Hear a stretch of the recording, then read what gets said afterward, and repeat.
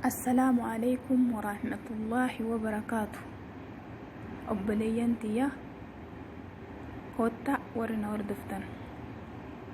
درسي برمسا بريدا برمسا غاري برمسا باقي اسم فيدا جدي أرعى الدنيا برو آخرات فيدمتن حروف برجوف الستوري كيسان كيسا قلتني نوران قاعدة جتني بفتن أبلينتي نوران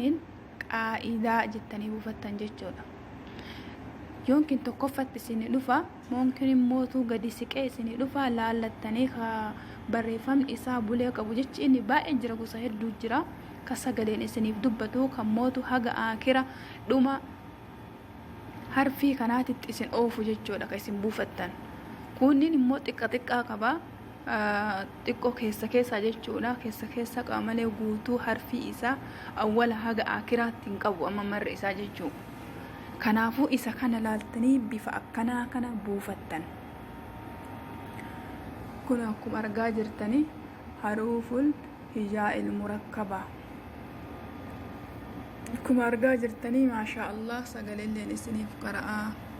akkatti silaaltanii qara'achuu yoo dandeettanii yoo barbaaddanii warri quraana hin qabne warri haruufa qara'uu barbaaddanii obboleeyyantiyya quraana hin qabnu jettanii haruufa hin beeynu jettanii warri quraana dhiiftanii jettan obboleeyyantiyya guyyaa boruu jawwaala tanarrallee gaafatamuuf jirra obboleeyyantiyya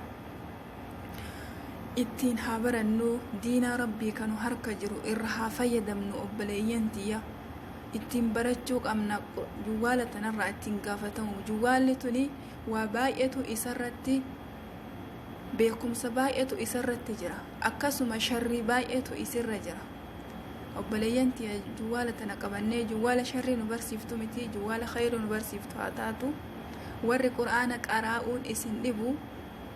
ka quraana qara'uu yaaltanii osoo harfi hin beekne akkanuma oofaa jirtanii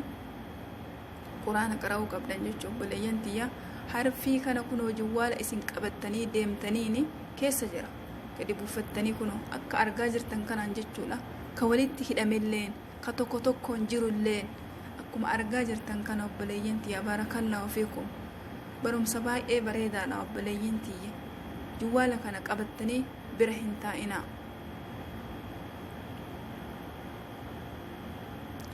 qabattanii bira hin taa'inaa kun akkuma argaa jirtanii haga darsi isa dhumaatti jiraan amma darsi tokkoffaa darsi tokko keessa sin agarsiise malee irra buteetiniini quraanni kuni quraana kana barannaan yoomillee quraana haruufa barattanii quraana tetartanii quraana barattan obboleeyyantiyya waan isin jalaa buluu miti quraanni immoo akkanuma ijjettanii dhiibdan haruufa hin beekne kasraa fi damma fata'a مشدد ايسات شدد ما ايسا هم بين اكن ما نديبدن اسن اركابولا اسن اركا دغدم حقما امان ديبنا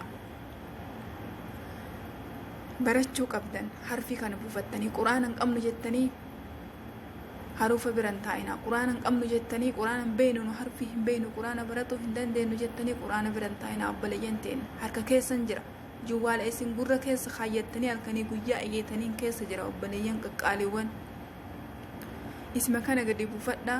yeroo keessanirraa daqiiqaa 10 fudhadhaa obboleeyyantiyya yeroo irriba keessanirraa daqiiqaa 10 fudhadhaa irafti keessanirraa daqiiqaa 10 fudhadhaa quraana rabbii kana haruufa baradhaa quraana rabbii qaraa akiraan tartuudha obboleeyyantiyya tahin tarre addunyaan tartuudha addunyaan tartuudha tahin tarre akiraadha akwaani billahi tahin tarre akiraadha haruufan beekuu quraana qara'uu hin danda'u yeroo hin qabu jiruu biyya ormaati jiruun biyya ormaatu marri isii taruuf deemti inshaAllah tan tarre mootuyyuu quraana rabbii yoomillee harfiin takka aliif laam miim jettee ati qaraatetu biroo dhagaasii boof deema obboleeyyanti itti fayyadama irraa fayyadamaa gadi buufadhaati kun akka agartan kana addunyaan tunijuu bilbilli kuni waan dhufeef takkaanu balleessu takkaanu tolchuuf warri beeku irraa tolfama warri hin beekne immoo irraa